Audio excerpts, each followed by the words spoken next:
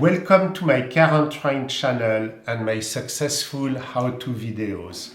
Today I'm going to show you how to put the leather waistband into the clasp and to adjust it to your size. So if you buy a new one or you want to adjust, very likely it's going to be not connected. And it took me a while to understand exactly how to do it. There is a direction, and even more important is the reason why I do have the square.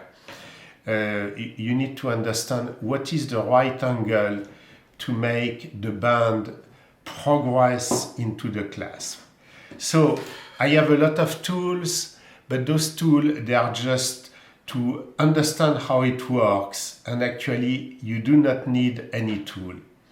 The thing that you need to understand is for the clasp and the leather band to be tight, here this piece, this pivoting piece, need to compress a lot the leather. So at the beginning I got confused because I thought I had to push it this way, and actually it was not working. So if I use those gauges that I use for my engine, this is the one which is 40, so that means 0.4 millimeter. The waistband measure here is at about 2 millimeters. So the 40, when the clasp is here, is the only one that can progress inside. So you see, it's not possible to push it like that. But if I tilt it in that manner, and now I am going to use my 80 and my 60, so I am 80 plus 60, I am at 1.4 millimeter, and I put it at a 90-degree angle. Now I am able to push it through the space where the band is going to go. So I don't want to push too hard because I don't want to damage the metal. But believe me, and I'm going to show that to the video because it's all about demonstration on YouTube. So let me, you see, I'm sure you can see here, you can see here that the gauge went through. So the thing which is very important is to understand that this piece needs to be at a 90-degree angle with this one. Otherwise, it won't fit. So so you see, that's the reason why I have the square, because it's all about that 90-degree angle, okay? And so now that I have understood how it works, we are going to try to do it.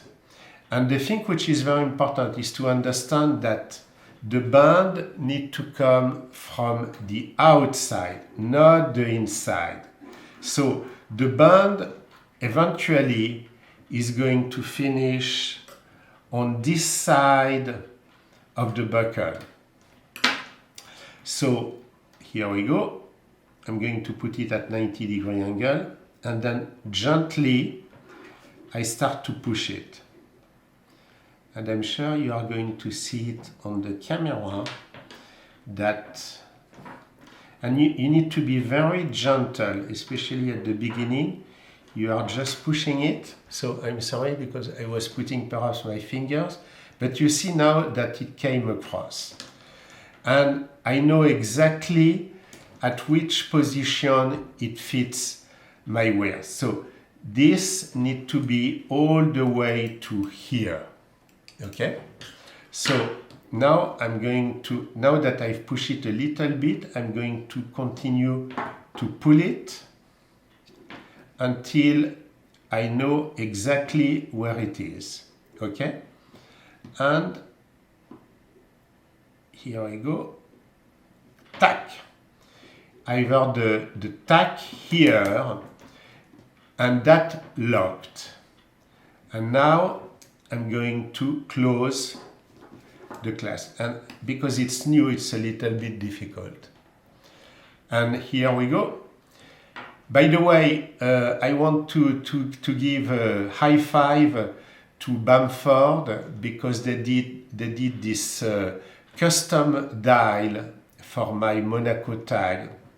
And as you know, I am a Le Zibre car historian.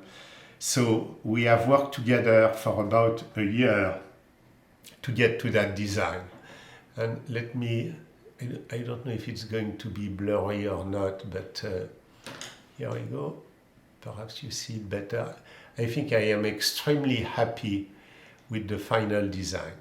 But this video is not really about the design. It's about the way to put it together on your watch. So I hope it's helpful. If you have any question, please ask them through the comment section. And there might be also below the video an affiliate link if you need to buy some of those. So again, thank you very much for watching this video.